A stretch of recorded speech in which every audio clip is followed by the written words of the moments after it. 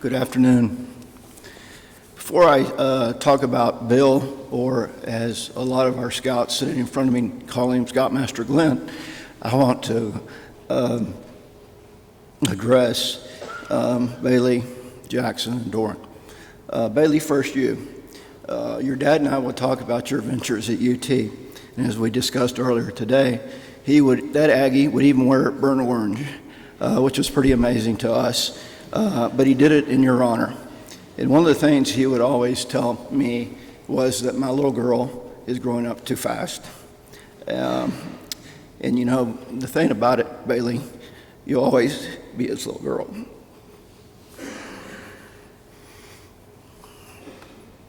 Jackson, your dad was so proud of you. He would talk about band, he would talk about your STEM activities, all your school activities, and of course he would talk about scouts. And how you would advance through your ranks. But I think the thing he enjoyed the most and the very special relationship that you're always going to have is all those high adventure trips with your dad. And we'll all share stories later, and we won't tell all those stories because some probably shouldn't be told.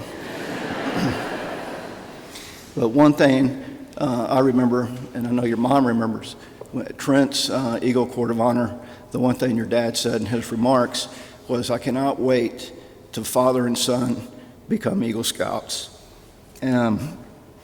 Jackson, please know that your dad will be with you always, and you will become an Eagle Scout, and we can't wait for that day to happen. So Doran, remember a week ago, we were sitting by each other at the bar luncheon, and Bill was sitting somewhere else, as he normally would do. He was nice enough to share you. And of course, you were very quiet as usual, not saying anything.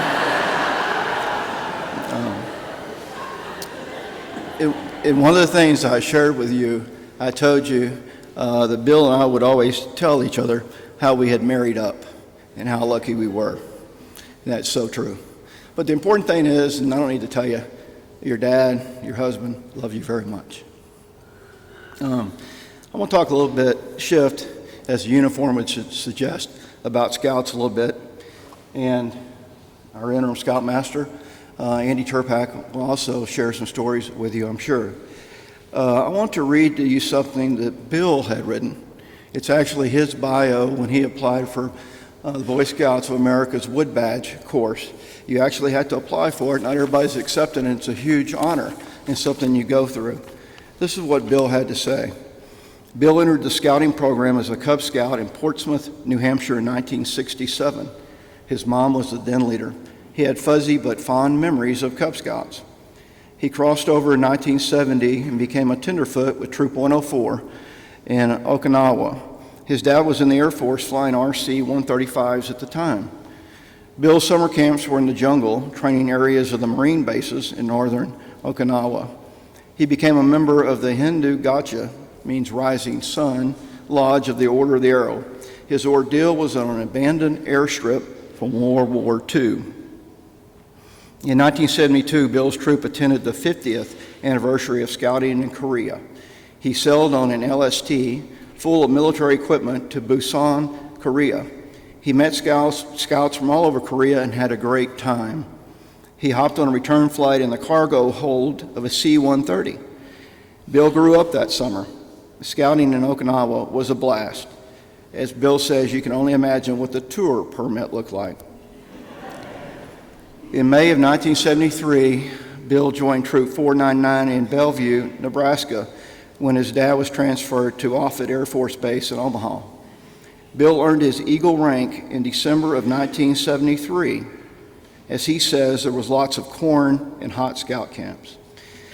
He shifted to a venture crew after becoming an Eagle Scout, but his interest in scouting waned by that time. His dad and family had transferred to Youngston Army Garrison in Seoul, Korea in 1976.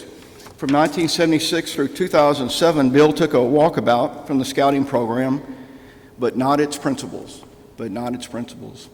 Those principles helped him get through Seoul American High School, graduate from Texas A&M University at Galveston, advance his licenses in the U.S. Merchant Marines, command the Glomar Arctic II and Glomar Robert F. Bauer, graduated from Franklin Pierce Law Center in New Hampshire, and as Kelly has said, practiced Admiralty and Maritime Law. In 2007, Bill returned to scouting as a den leader for the Tigers and his son in Pack 120 of Galveston, Texas. When his son crossed over, Bill and his son joined Troop 123, which you probably know is sponsored by First Lutheran. Bill started as an assistant scoutmaster and took over as scoutmaster in 2013 from Scoutmaster Donnie Rouse. And I must add, Bill had the patience of Job. Bill had the patience of Job. If anybody knew Bill, you knew what a patient man he was. Bill loved his troop. It was small and they had a great time. 2016 was a banner year for Bill. He completed Wood Badge, not to mention being selected for Wood Badge staff. And I know a lot of the Wood Badge recipients are here today, and thank you for being here. In Scouts of 123, I think it's most important for me to tell you today that each of your Scoutmaster loved each of you. Bill also earned his Triple Crown awarded by attending Philmont, Northern Tier, and Sea Base, Florida in 2016. Bill's summers for 2018 were already booked up with Jamboree and another trek to Philmont. As Kelly mentioned, Bill went to Jamboree this last July. Had a great time. As you heard, I need to touch on this a little bit. Kelly mentioned that, of course, he practiced a long time his intellectual property law.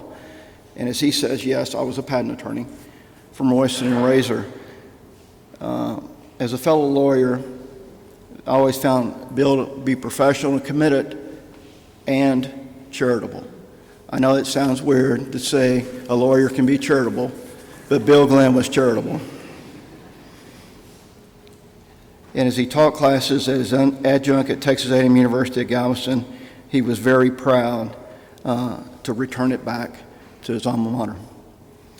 What I can say on behalf of all Boy Scouts here and around the world, Bill has truly soared higher than any eagle.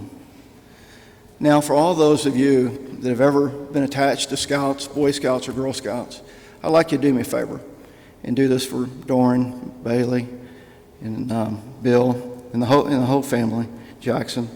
Would you please stand? And what I'd like you to do, I'm going to recite one of Bill's favorite closings at his scout meetings and one of the favorite closings of our scouts. So a scout is reverent. Scouts, please salute the cross. May the great master of all scouts be with you till we meet again. 2.